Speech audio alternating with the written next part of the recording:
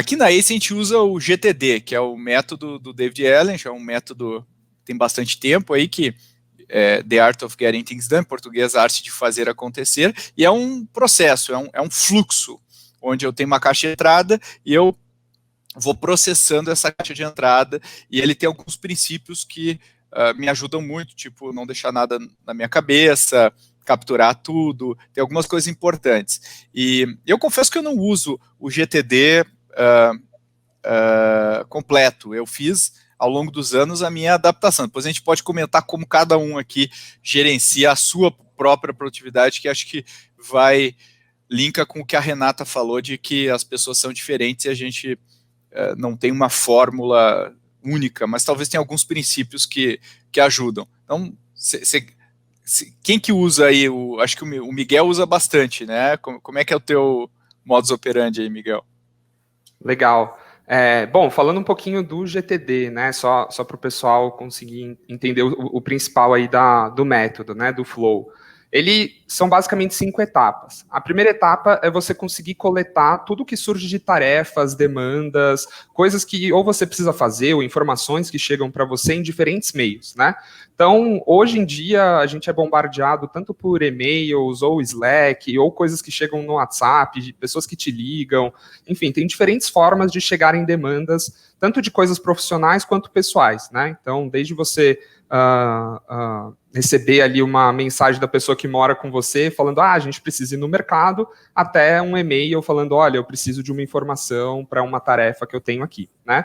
Então, a primeira etapa do GTD é você coletar todas essas informações, e o que o método diz é para você centralizar tudo isso em um único lugar, porque você manter isso no e-mail, no WhatsApp, numa listinha de tarefas, em diferentes lugares, acaba sendo ruim para você depois seguir para as etapas seguintes, né?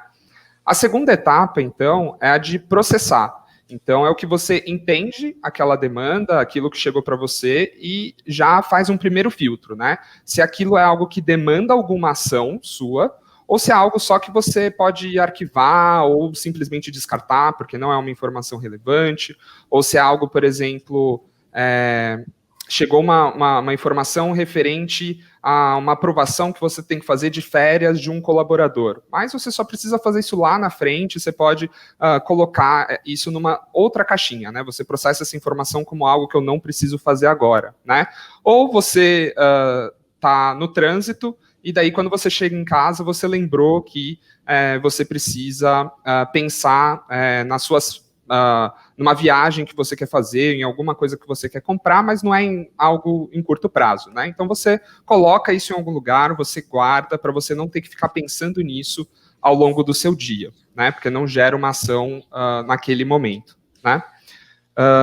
O terceiro passo, então, é de organizar. Então, se for algo muito simples que você precisa fazer, então algo que demore menos do que 2 minutos, o que ele sugere é que você já faça na hora. Então, se for só responder uma mensagem, se for só encaminhar um e-mail para outra pessoa ou algo do tipo, faz na hora, porque senão, para você depois retomar isso, provavelmente vai demorar mais do que 2 minutos. Então, faça naquela hora que você já se livra daquilo o quanto antes e você não precisa ficar com aquela informação na cabeça, né?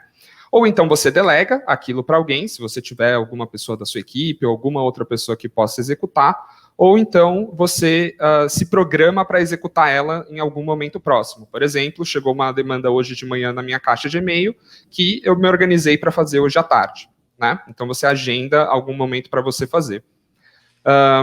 A quarta etapa e a quinta é basicamente de você pegar todas essas tarefas que você tem que executar, então, depois que você já tirou tudo que é, vamos dizer assim, ruído, né, de informações que chega, e você, então, define prioridades e depois você as executa, né? Então, esse é o principal aqui do método. E falando um pouquinho de como que eu aplico, né?